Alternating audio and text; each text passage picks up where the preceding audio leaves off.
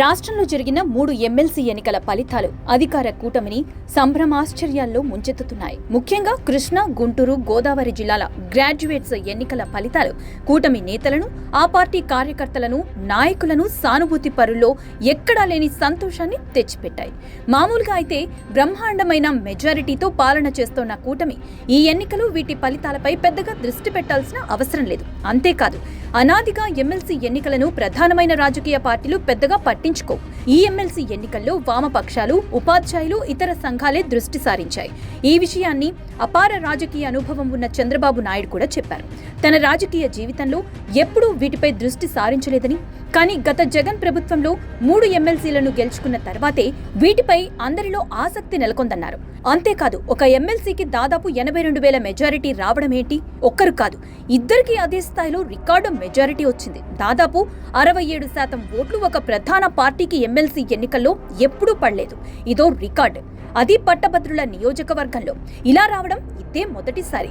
విద్యావంతులంటే కేవలం పట్టభద్రులే కాదు, సమాజంలోని అన్ని వర్గాలు వీరిలో ఉన్నాయి. ఒక విద్యార్థి, ఒక నిరుద్యోగి, ఒక ఇంజనీర్, ఒక ఉపాధ్యాయుడు, ఒక డాక్టర్, ఒక ఇంజనీర్, ఒక వ్యాపారస్తుడు, ఒక ట్రేడర్, ఒక ఆటో కార్మికుడు, ఒక న్యాయవాది, ఒక రియల్ ఎస్టేట్ వ్యాపారి, ఒక రైతు, ఒక మహిళ.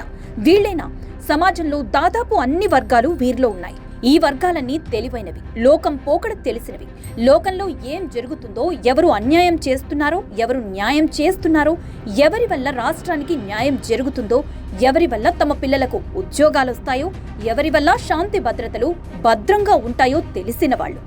వారేమి అనాలోచితంగా ఎవరో చెప్పారనో, మనోడనో, మన కులం వాడనో, మన ప్రాంతం వాడనో, లేక ఇతర ప్రలోభాలకు లొంగి ఓట్లు వేయరు. 1కి 2 సార్లు బాగా ఆలోచించే ఓట్లు వేస్తారు.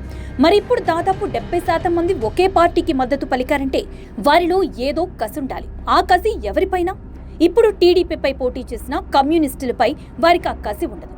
ఎందుకంటే కమ్యూనిస్టులు ఎంత మకిలమైనా, సొమ్ములకు ఆశపడి దొంగలకు మద్దతిస్తున్నా వారిపై విద్యావంతులకు ఆ కసి ఉండదు.